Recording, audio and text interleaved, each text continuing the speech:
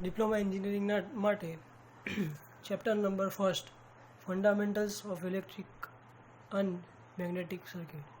એમાં આપણે જોયું હતું કે જે ઇલેક્ટ્રિક સર્કિટ હોય છે એના અલગ અલગ પ્રકારો છે, જેમ કે DC circuit, magnetic circuit, dielectric circuit, AC circuit વગેરે. અને બીજી બધી સર્કિટ સમજવા માટે ડીસી સર્કિટનો અભ્યાસ કરવો જરૂરી છે. એ અભ્યાસ કરતાં પહેલાં આપણે કરંટ, પાવર, વર્ક, એનર્જીના મૂળભૂત ખ્યાલો વિશે સમજણ કેળવવી જરૂરી છે. એટલે એની માટે આપણે એની ડેફિનેશન જોઈ હતી, જે હતી ઇલેક્ટ્રિક કરંટ, એમ્પિયર, વીજ ચાલક બળ, પોટેન્શિયલ ડિફરન્સ એટલે કે પોટેન્શિયલ તફાવત, પ્રતિરોધ, વિશિષ્ટ પ્રતિરોધ, વાહક, પછી હતી વિસંવાહક, અર્ધવાહક, કન્ડક્ટન્સ.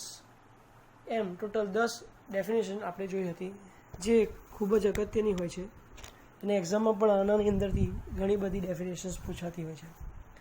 હવે આપણે નેક્સ્ટ જોઈશું કે ડેફિનેશન ઓફ કન્ડક્ટિવિટી. કન્ડક્ટિવિટીની ડેફિનેશન શું? પહેલાં તો સમજીએ કન્ડક્ટિવિટી એટલે શું. કે કન્ડક્ટિવિટી છે એટલે કહેવાય વાહકતા. એટલે કે વાહકતા એટલે શું? એટલે કે પ્રતિરોધના જે પ્રતિરોધકતા હોય છે, રેઝિસ્ટિવિટી, પ્રતિરોધકતા, એના વ્યસ્તને શું કહેવાય છે? આપણે વાહકતા કહીએ છીએ, એટલે કન્ડક્ટિવિટી કહીએ છીએ. પ્રતિરોધકતાના વ્યસ્તને વાહકતા કહીએ છીએ. તેની સંજ્ઞા સિગ્મા છે. અહીંયા જે આ દર્શાવવામાં આવ્યું છે તેને કહેવાય સિગ્મા. શું કહેવાય? સિગ્મા. સિગ્મા તરીકે બોલવામાં આવે.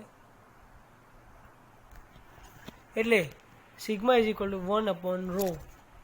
આ છે તમારું, આને કહેવાય રો અને આને કહેવાય sigma.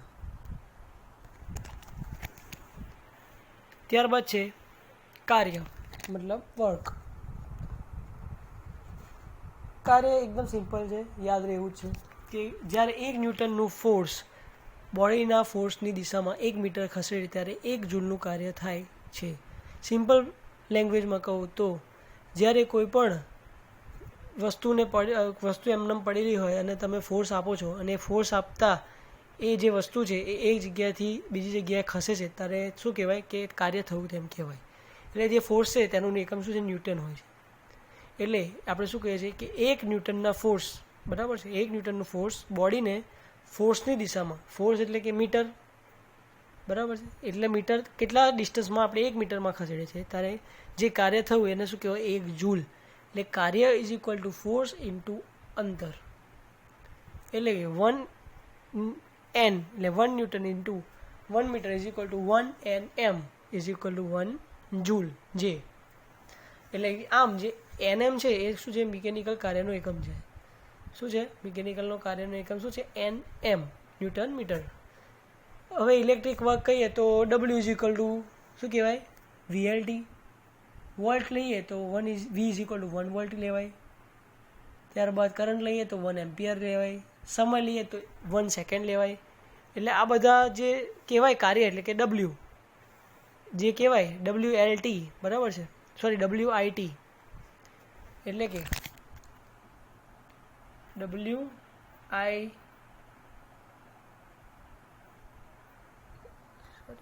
W is equal two VIT, જ્યાં V ઇઝ ઇક્વલ ટુ શું છે? વોલ્ટેજ કેવો છે? 1 છે. I ઇઝ ઇક્વલ ટુ શું છે? કરંટ છે, એ પણ કેવો છે? 1. અને ટાઈમ એ પણ 1.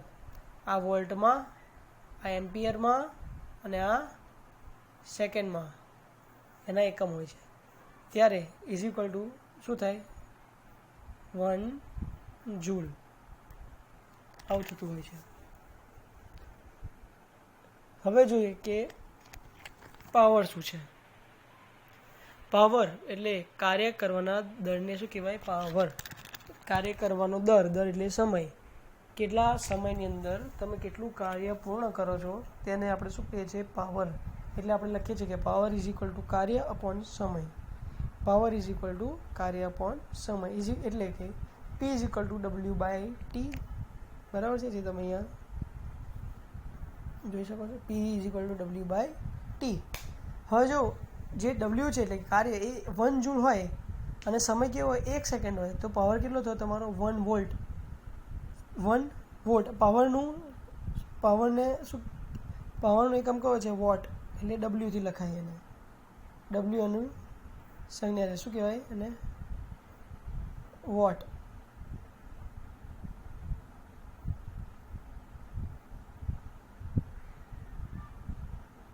પાવરની સંજ્ઞા ડબલ્યુ છે અને તેનો એકમ વોટ છે.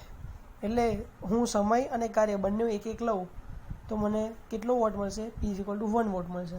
1/1 = 1.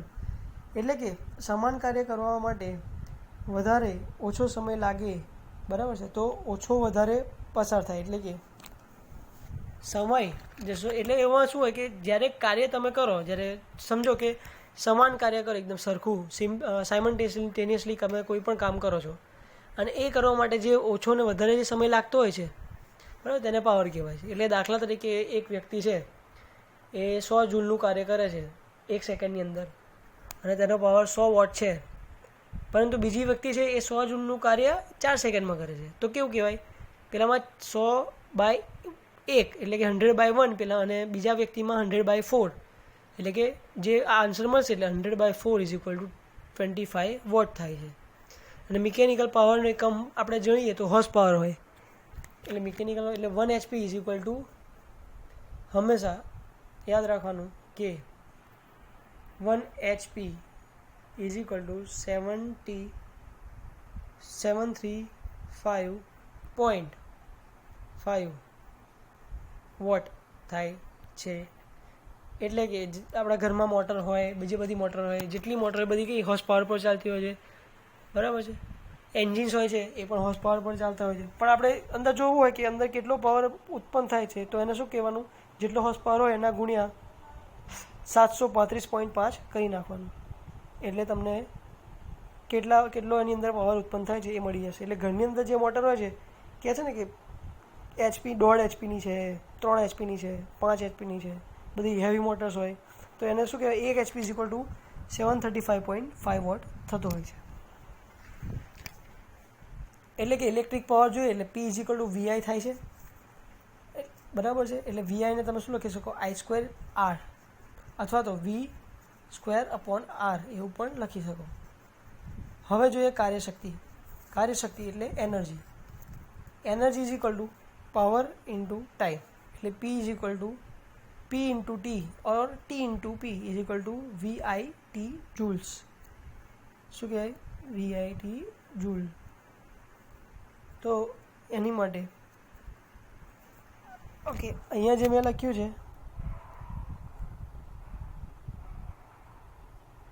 આ જે છે એ પાવર માટે છે, એ ધ્યાન રાખવું. અને આ જે છે એ એનર્જી કાર્યશક્તિ માટે છે. એટલે કે કાર્યશક્તિ = T × P થાય, મતલબ કે ટાઈમ ઇન્ટુ પાવર =